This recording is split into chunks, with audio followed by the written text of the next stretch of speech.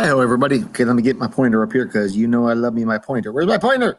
Where's my pointer?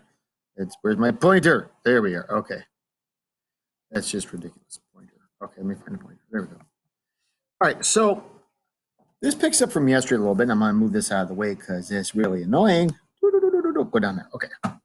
So the free market and what it is and why we want it and why should we want to keep it and how do we keep it. So first of all, when you go through here, because one of you will want to draw this bizarre circle of figures and everything else, if you'll notice here on the next page, hello, next page. Hello, Polly.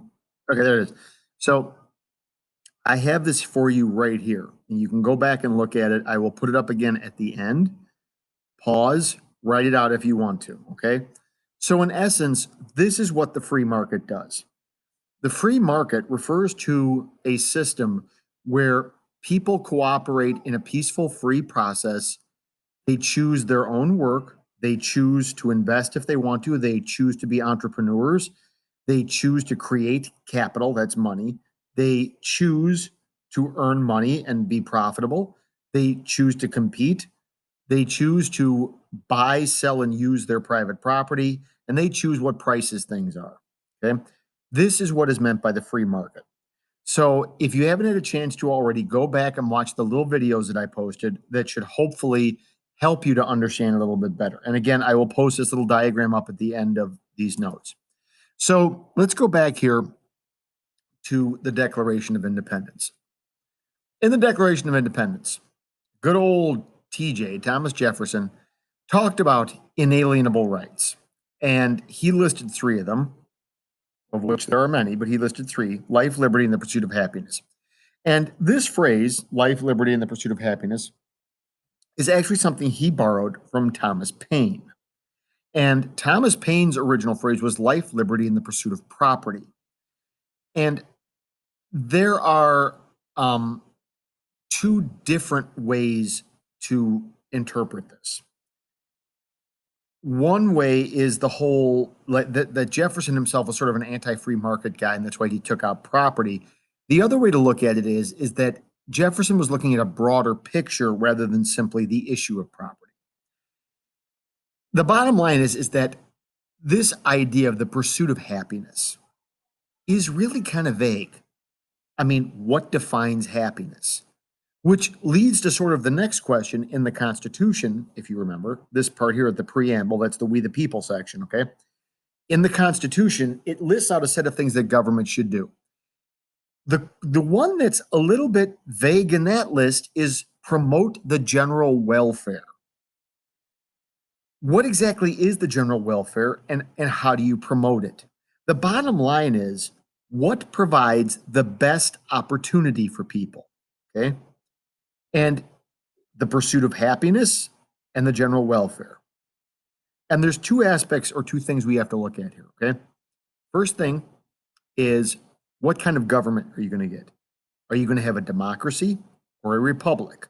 Now, one more time, America is not and was not meant to be a democracy. We are a republic, which we got from the Romans. Democracy came from the Greeks. Republicanism came from the Romans. We are not talking about political parties. We are talking about governmental systems.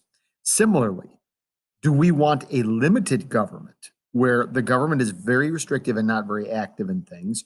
Or do we want what's called an authoritarian government where the government is actively involved and busies itself on behalf of people? So, what forms of government here provide the best opportunity? Similarly, what form of an economy provides the best opportunity? The free market, which we talked about, which I sort of like give you a little background on what it is, or a command market when there's government regulation. And how does property tie into all this? Well, let's go back here for a second. And I will put in at the end of this maybe Dr. Orvis and Squishy Cow for you. So let's move up here for a second. So let's look at economics first, because on my intro, like what part two is going to be about, because we're on part two now, is going to be about the free market. So the free market is an economic system. So notice here that we're talking about economies. That's what markets refer to. Economies, that's money, is an economic system where people who are called in economic terms are called consumers, those who use or take in. People control every aspect of goods and services: availability, price, supply, and demand. Okay. The question could come up, how can people control availability? Because people are free to go out and find more of what they need and then make it available to others. That is a free market.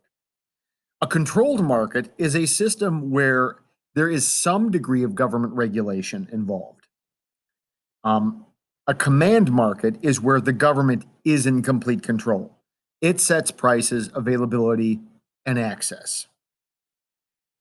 An example of a command market would be North Korea, Venezuela, Cuba. These countries are currently command markets. If you also look in indices or indices, I think would be the precise word, of prosperity and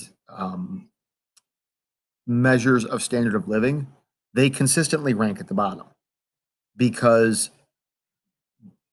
it doesn't work well. North Korea is a terrifying place to live. Controlled market. The US is a controlled market. We have government involvement to some degree in regulation of the economy. Free market does not exist. And the problem is you really can't have one. You can have one at a sort of a local level, like your local farm stand might be a free market. Flea markets, garage sales, this kind of stuff might be a free market. But on a bigger scale, it doesn't exist. Why? Okay.